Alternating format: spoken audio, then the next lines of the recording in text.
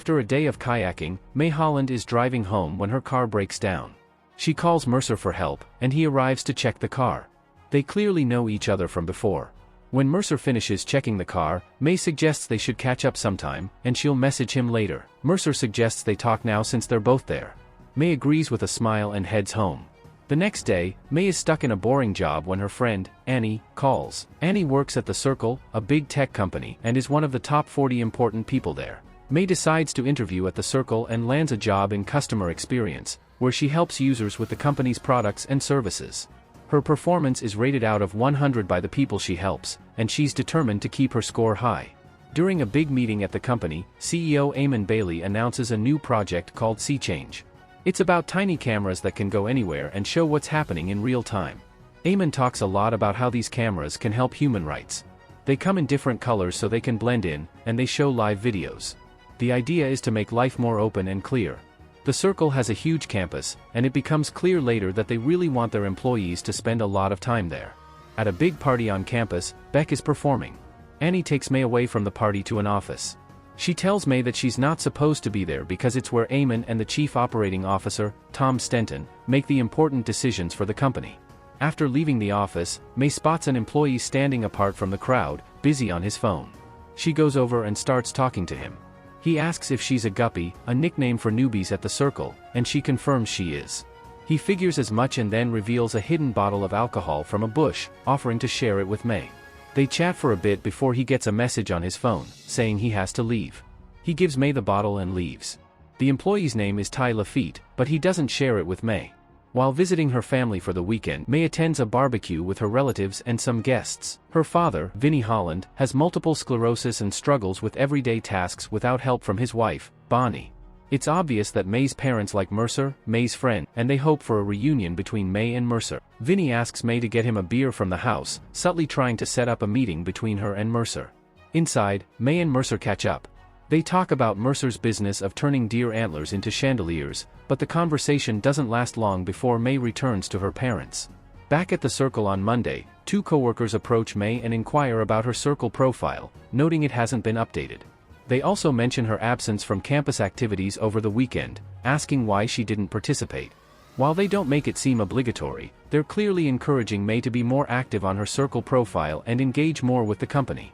During the conversation, they learn about May's dad's health and her interest in kayaking. After they leave, May appears more motivated to fully embrace the Circle's social networking tools and rise within the company. During a presentation at The Circle, Tom introduces a political candidate who emphasizes transparency in all her communications. Tom praises this approach. May and Annie are among the audience, while Ty watches from the back. After the candidate finishes speaking, Ty quietly exits. During another late-night party at The Circle, May finds Ty engrossed in his phone again. She strikes up a conversation with him, and he leads her to a restricted area, cautioning her not to mention it to anyone.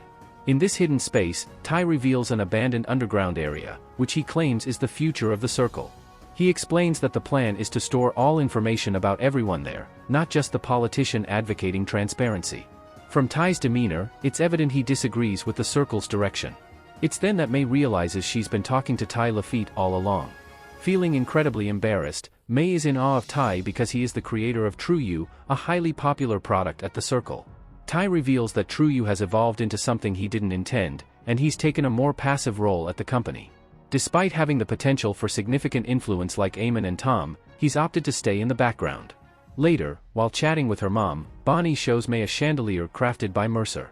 May snaps a photo of it and shares it on her Circle profile. Without her knowledge, Mercer receives a barrage of hate mail and death threats, accusing him of animal cruelty. Living off the grid, Mercer makes his way to The Circle and confronts May about her actions. Horrified, May suggests they move elsewhere to talk, as a crowd gathers, filming the encounter on their phones. Despite May's attempts to explain, Mercer storms off. Following this, May seeks solace at the kayak shop late at night, sneaking in through a locked fence. Taking a kayak, she heads into the bay. As the waters grow rough and fog settles in, May hears the distant foghorn of an approaching ship but can't see due to the fog and darkness. Eventually, the waves overturn her kayak, and she struggles to stay afloat. Just as she begins to falter, the Coast Guard arrives to rescue her. The next day, May finds herself in Eamon and Tom's office, recounting the events. Eamon explains that the sea change cameras captured her breaking into the kayak premises and also captured her in the water. He then asks if she has anything else to confess, and she admits that it's not her first time in their office. Eamon then inquires about her feelings upon telling the truth, to which she responds that it's freeing. Eamon and Tom hint at a plan they have for her. At the next company meeting, Eamon brings May onto the stage, and they discuss her recent rescue experience. May emphasizes the benefits of transparency and announces her intention to become the first Circle employee to fully embrace it. In the audience, Annie appears exhausted and unhappy, casting a resentful glance at May. Being fully transparent has turned May into a celebrity at the Circle, but it begins to strain her close relationships. One night, while searching for her parents through the sea change cameras, she accidentally catches them having sex. May quickly turns away from the camera, but the damage is done. Everyone following May's transparency has witnessed the intimate moment between her parents. Feeling embarrassed and invaded, her parents retreat from the spotlight and distance themselves from May. They assure her of their love but explain that being so transparent is overwhelming for them. May receives an invitation to a high-level board meeting, which annoys Annie because someone of her rank isn't typically included. During the meeting, Eamon discusses having support from all 50 states to enable voting through Circle accounts. May takes the initiative further by proposing the idea of mandatory Circle account registration for every individual. While Eamon and Tom approve of the idea, it visibly upsets Annie. Annie expresses her dissent and eventually storms out of the board meeting. At the next company meeting, May takes the lead and emphasizes the importance of transparency. She declares the Circle's belief in its ability to locate anyone on the planet within 20 minutes.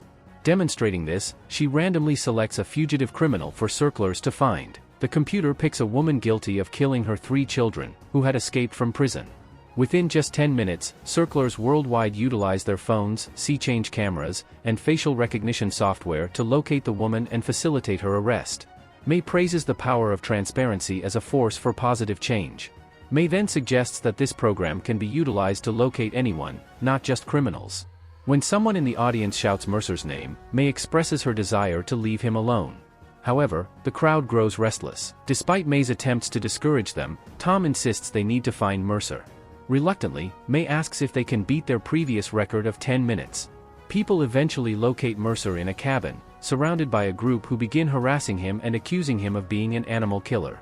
Mercer races to his truck, attempting to escape the pursuing crowd. May and other Circlers watch the chase unfold through real-time cameras. Suddenly, a drone startles Mercer. Tragically, he drives off a bridge, resulting in his immediate death. Horrified by the outcome, May takes a leave from the Circle and abandons total transparency. Eventually, she reaches out to Annie, who has left the Circle and is overseas, faring better. During their conversation, May admits to Annie that connecting with others has been crucial in coping with Mercer's death. Despite her parents' pleas, May decides to return to work at the Circle. She contacts Ty, asking for a favor. During their conversation, Ty hints at a discovery he's made, leaving May intrigued. At the next company meeting, May shares how connection has aided her recovery. May emphasizes the importance of transparency and proposes that both Eamon and Tom embrace full transparency. As she speaks, she reveals that Ty has uncovered all their accounts, even those their spouses were unaware of, and is exposing them to achieve full transparency, believing that no one should be exempt. Eamon and Tom are visibly upset but try to maintain composure. Eventually, Eamon acknowledges their dire situation, saying, "We are so screwed," before Tom exits the stage. May reaffirms her belief in transparency, drawing support from the audience as she departs the meeting. The movie ends with May kayaking once more, unworried by the drones hovering around her. She has fully embraced transparency, viewing it as the end of privacy.